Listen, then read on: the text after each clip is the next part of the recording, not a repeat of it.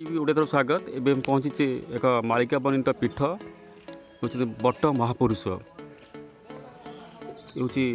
पखट ग्राम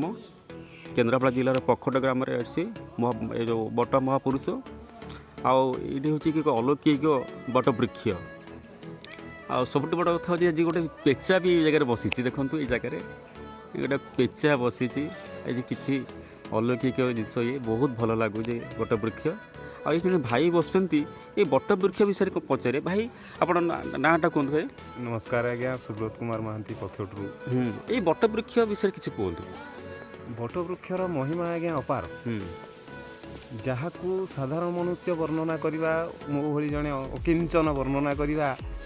को जदिओ साहस करू नहीं तथापि ये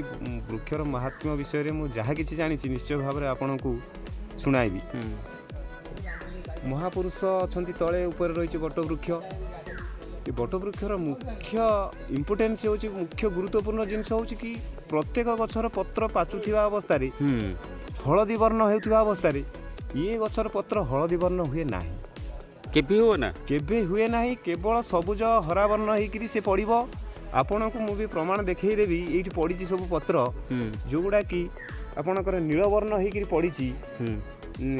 देखईदेवी आपण को किंतु हलदी वर्ण हुए ना तेणु कौन यार महात्म्य रही जदि आम पुंखानुपुंख आलोचना करवा वैज्ञानिक दृष्टिकोण आम कौन प्रमाण पाइना किंतु ये आम जाचु जेहेतु महापुरुष एठारे विराजमान अच्छा यार तले आश्रय नहीं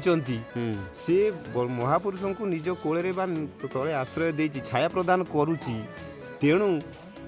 महापुरुषंकर अपार करुणारू यही गछर पत्र पाचुना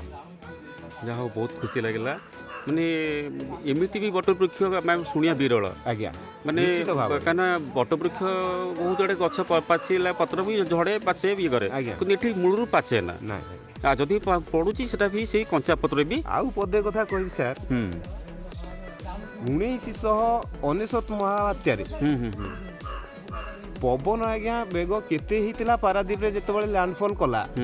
राडार भांगी देला ता भी आकलन करिक ठीक से कहि हला यही स्थल रे यही ग्राम रे थिबा महा महा मेरु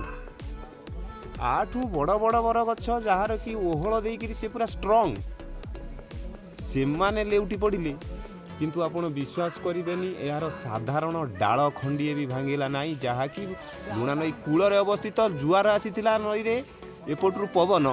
किंतु यार डाल खंडे भी भांगा निश्चित भाव में ऐश्वरिक कृपा या छड़ा कि देखु भाई बहुत बढ़िया कथा कहले यही बट वृक्ष देखु ये अलौकिक बट वृक्ष मु समस्त को ये करुँची आपण मैंने जगह को आसतु देखु ये जगह बहुत सुंदर जगह बहुत बहुत बढ़िया जगह ये अलौकिक बट वृक्ष